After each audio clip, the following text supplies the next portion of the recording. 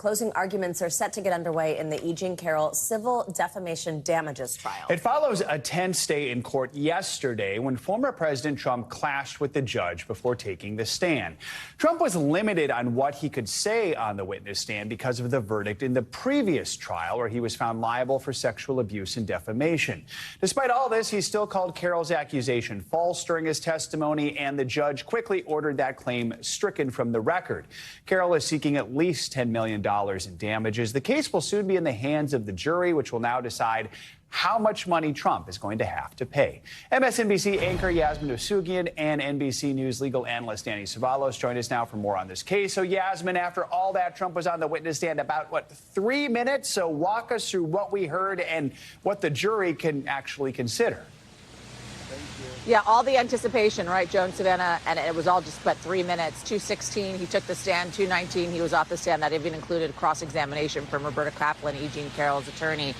Really 3 questions or so from Alina Habba that had been passed by Judge Kaplan earlier before they allowed the former president to testify, because as we had talked about over the last couple of days, there were restrictions on the former president's testimony, the things that he could and could not say. He couldn't say he didn't sexually assault E. Jean Carroll. He'd already been found liable. He couldn't say that it was all a hoax. He'd already been found liable. He couldn't say he didn't defame her. He'd already been found liable in the previous trial. Let me just read for you some of the questions that were asked by Alina Habba. You viewed your deposition. Yes, I did. You stand by it. 100% yes. Do you deny the allegations to defend yourself? Yes. I consider it a false accusation. That was stricken. He wasn't allowed to say that because he's already been found liable. Did you ever instruct anybody to hurt Miss Carroll? No, I just wanted to defend myself, my family, and frankly, the presidency. Also stricken as well. And then they went into cross by Roberta Kaplan, much of which was objected by Alina Habba. Let me just say 2 things I think we need to consider going into today. We're going to hear closing arguments early this morning, starting around 9 a.m. The former president will, in fact, be in that courtroom. He canceled an event in Arizona later this evening for the campaign trail to be here in the courtroom for closing arguments. Then they're going to shift, of course, to the jury. The decision will then be in the hands of the jury, likely after lunch. We'll likely get a decision after that. Let's consider with this the jury makeup, right? When the jury was being gathered, 2 big questions they were asking was, where do you get your news from? And who did you vote for? The people that were chosen for this jury pool were fairly vague about the things that they watched and who, in fact, they voted for. The other big case that E. Jean Carroll's attorneys was building was the former president's net worth, right? His wealth, the amount of money he has. So the jury likely to focus on that as well as they consider the decision likely later on this afternoon, guys. Danny, let's bring you in here. I want to start there and talk about some of the stuff that we saw from Carroll's lawyers. One of those things being this video deposition in which Trump is repeatedly bragging about his wealth, as we just heard reference there. They also focused on clips from a news conference last week where Trump called Carroll's sexual assault claim a rigged and made-up story. Also, Truth Social posts as well of his. How are the types of things that we saw discussed yesterday central to this case? Yes, and there was also videotape where he bragged about his wealth, and that was actually the most compelling to me because for punitive damages, you have to demonstrate a couple things. You have to demonstrate the defendant's hatred or ill will or spite, but also relevant in punitive cases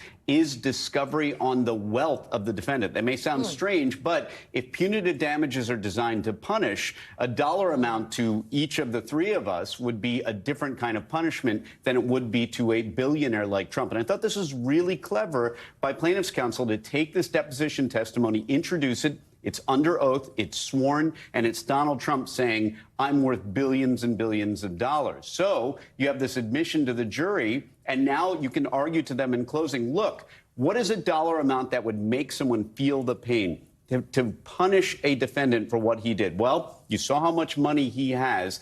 Think of a number that fairly would punish him, that would make him think twice about doing this again. Not a regular guy on the street, but Donald Trump, who just told you in deposition testimony that he's worth billions of dollars. What is the dollar amount that would fairly punish a billionaire? So, Yasmin, the jury is expected to get this case today. A verdict could come quickly, could come today. We certainly saw a quick verdict last time. But looking forward, what is next on the former president's busy legal calendar? What is not next, Joe, I think is really more the question, because he's got a very busy legal calendar ahead of him, along with, of course, running for re-election of the president of the United States. Just down the road for me, and I've talked about this repeatedly, we're waiting a decision from Judge Engoron either next week or the week after, a judgment, of course, on the Trump civil fraud trial, which could basically say the former president never works again in New York City. The payout that Letitia James is looking for there, $370 million. So, right, you add that up with what Carroll here is asking for, $10 million. Who knows how much more? As Denny Cevallos just said, in punitive damages, the former president is looking at a possible payout of $380 million plus in the next couple of weeks.